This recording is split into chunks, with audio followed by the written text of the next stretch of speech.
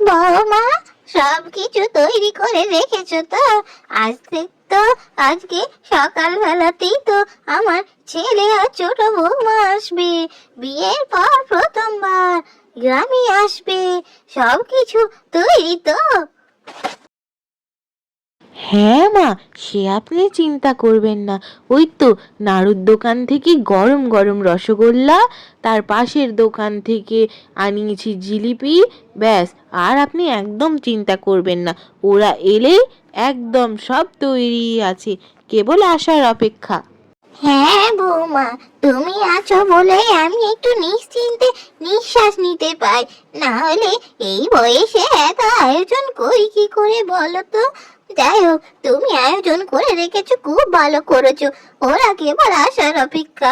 আজ তৈরি ছেলেটা অনেক দিন হলো। ওমা, আমি শুনলাম কালকে ছোট কাকিমা আসবে। তিনি তো শহরে থাকে, তাহলে এখানে বেশ শহরে রান্না বান্না হবে বলে। এবার থেকে ভারী মজা হবে। কি সব রান্না বান্না করবে মা? আমার তো শহরে রান্না খাওয়া অনেক দিনের ইচ্ছে। কাল থেকে তাহলে ভালো মন্দ হবে বলে মা বাড়িতে। বাবা, খুব মজা করবো। ছোট কাকিমা এলে আমি ছোট কাকিমার সাথে খুব খেলবো। ছোট কাকাই তো আসবে, আমি খুব খুশি হয়েছি। ওমা জানো, আমি আমার বন্ধুদের কাছে শুনেছি শহরে নাকি কি সব বিরিয়ানি রান্না হয়।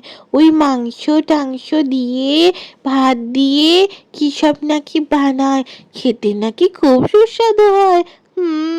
আমি ছোট কাকিমাকে বলবো বানিয়ে দিতে।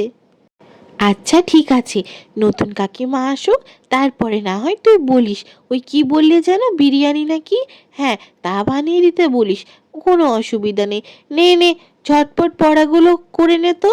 তারপরে আজকে চালে ডালে একটু খিচুড়ি বানিয়েছি, সেটাই খেয়ে নে। নে নে, জলদি কর।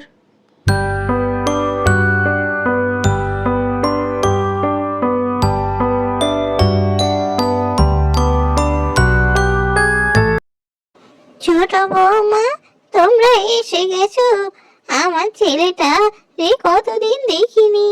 আর নতুন বৌমাও প্রথমবার দেখছি। আমি কত যে আনন্দ হচ্ছে, আমি বলে বোঝাতে পারবো না। এসো এসো, ঘরে এসো। হ্যাঁ মা, আপনি একদম ঠিক কথা বলেছেন। এবারে যেন ঘরটা একেবারে ভরা লাগছে। সবাই মিলে আনন্দ করে বেশ কাটানো যাবে কয়েকটা দিন। আমি তো খুব খুশি হয়েছি। শহরের জীবন আমারও ভালো লাগে না দিদি। এখানে আসার জন্য আমার যেন মন আনচান করছিল। আমি তো কবে থেকে বলেছি সবার সাথে দেখা করব, গ্রামে যাব। দেখো না, এতদিনের সময় হলো বলেই তো আসতে পারলাম।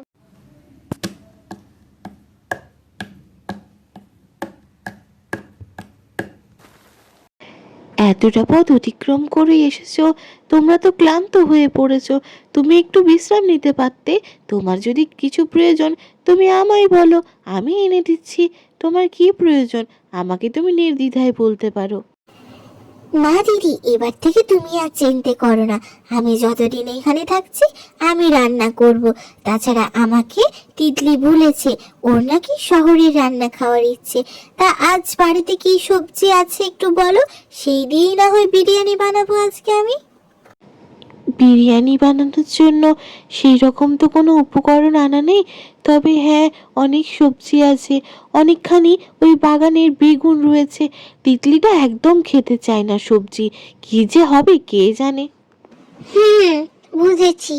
তাহলে এবার এমন ভাবে বেগুন বিরিয়ানি রান্না করব যাতে তিতলি আঙ্গুল চেটে খাবে, সাথে বাড়ির সবাই। আর কেউ বুঝতেও পারবে না ওটা বেগুন। দেখোই না দিদি, এবার আমার হাতের কামাল। কেউ খেয়ে বুঝতেই পারবে না যে এটা বেগুন বিরিয়ানি।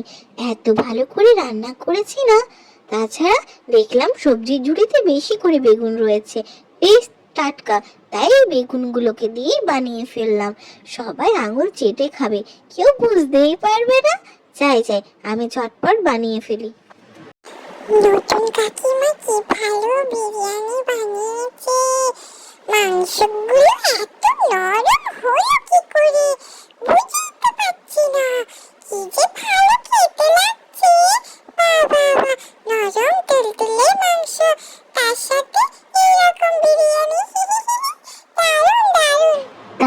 দিদি, খাইয়ে দিলাম তো, একদম শাক সবজি দিয়ে ভর্তি বিরিয়ানি।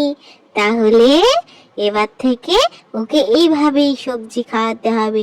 কি সুন্দর বেগুন বিরিয়ানিটাকে মাংস ভেবে খাচ্ছে দেখো, একদম বুঝতেই পারিনি এমন করে মশলা দিয়ে রান্না করেছি।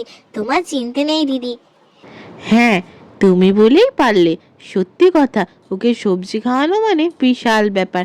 এইভাবেই এবার তাকে রান্না করে খাওয়াতে হবে, একদম বুঝতেই পারবে না।